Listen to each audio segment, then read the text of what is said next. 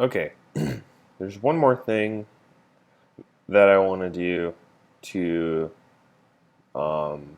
these props that we're passing before they can be like ultimately useful for um, what we're trying to do, which is like alter the alter the state in app.js. So right now, what they do, what we get when we pass those props all the way up is just what we have defined, which is nice. Like we have the squares value, see, x, the one I just clicked, and we have the row that it's in.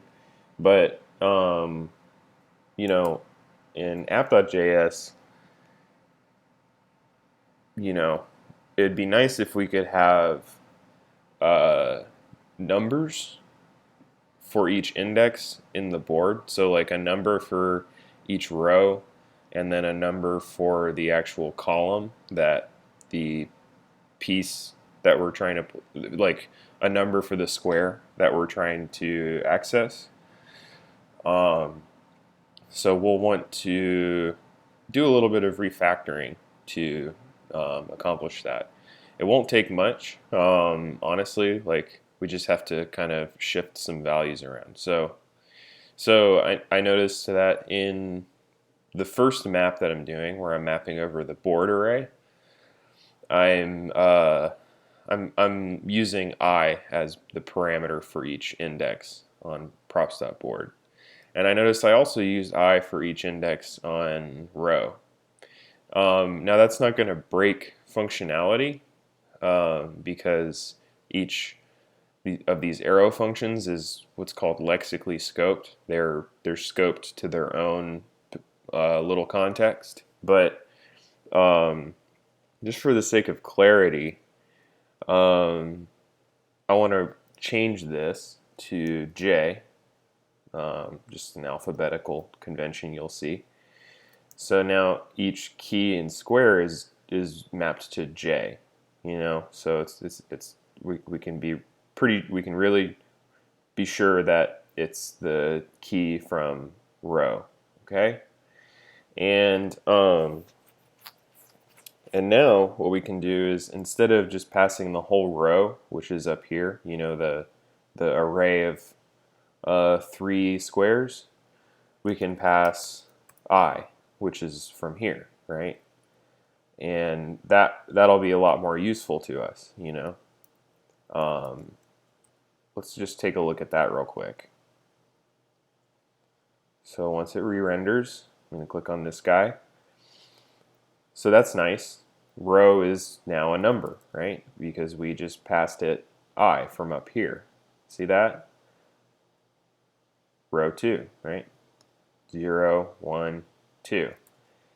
So we can do the same thing with the square. We can say column equals J, right? This index J is from here. See? So that's re-rendered. And there you go. Row 1, column 1. Row 2, column 1. See? So that's a lot better. That'll make our life a lot easier. Okay? Now what we do is we have to find a way to change the state up here. So first thing, quick review. When you know that you need to hold some kind of application state in a component, number one, you do so at the very top of your application, which is app in this case. Number two, you have to make sure that that component is a class-based component, not a functional component like we're doing with these guys. And three, you have to write constructor. Okay, I encourage you to go read about the ES6 definition for classes on MDN. It's pretty straightforward. primarily syntactical sugar over the prototype based inheritance. So just basically the same paradigm that you were working with in space travel to Mars, where you were writing functions and saying like this dot, so like this dot property equals property, so on and so forth. The difference is that with class declarations, you have to do that inside of a constructor that's provided to you by the class definition. A special method for creating and initializing an object created with a class. The constructor just like what that means is that whenever you call an instance of a class, so like whenever we call an instance of the app class that we make here, it will set up some stuff for us. This .state is actually coming from the component class in React, but the same logic still applies. Whenever the app loads in the browser, we're effectively calling the app class, and when that app class is called, the constructor is called. That's the first thing that the class does when it's mounted. Absolute first thing it does. It calls the constructor, and it will set up board in this .state, which is a property that we've defined here. Okay, so now to change the state, we need to write a method that will call this.setState. So let's look at what that'll look like. So I'm going to write what should we call it? Like I'm trying to blank here. We can call it anything we want. I'm just going to call it board handler. And it's going to expect some props because that's what we're passing here. We could just call it square props. And again, I'm just going to console log square props. So now what we do, instead of console logging right here in the prop, I'm going to call this dot board handler and pass it square props.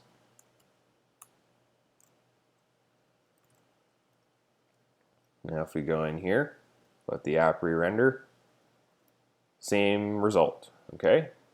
We just passed it up one level of abstraction further to a method inside of here. And this is great because now we can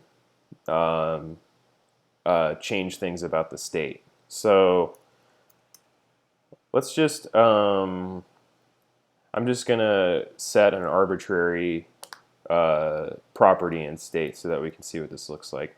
I'm going to add a new property called square clicked, and initially it's just going to be an empty string. And what I'm going to do is go check out in the browser, like look at what I'm getting up here. So like I console log the props, and then I look inside of the object and I say like, okay, so it's like props dot square. Square is the thing that was clicked. So square props dot square is the square that was clicked. So I say this dot set state, and then I say square clicked square props dot square. Okay.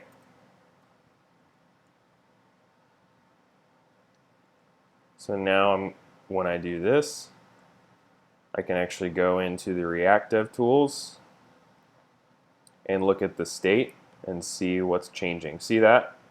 When I click on this one, it registers that X, which was that square props dot square. See?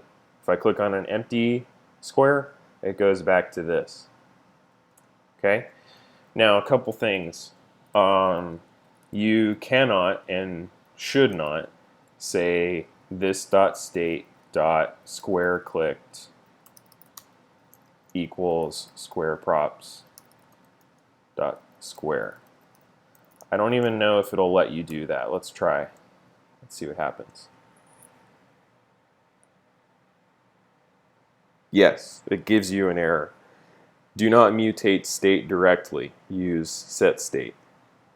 That's pretty straightforward, but the reason is the error is pretty straightforward. But the reason you should not do that is because for a lot of good reasons, React enforces immutability, which means you don't directly mutate values. You just use these predefined methods to basically return a new version of the state object with your changes applied. It's similar to how map works, where map doesn't directly affect the array that you call it on. It just returns a new version of the array with your changes applied based on the function that you wrote. So yeah, you need to call this dot set state, and you need to pass this dot set state an object. That might be a common gotcha while you're still getting used to React. You can't pass you can't just pass it something like this. You have to pass it an object because, like I said, we want to return a version of the state, not directly alter the state. And we're kind of like modeling this dot state like in this object here. And the set state method provided by React is smart enough to apply the changes you want right onto the state object. Okay, so get that set up.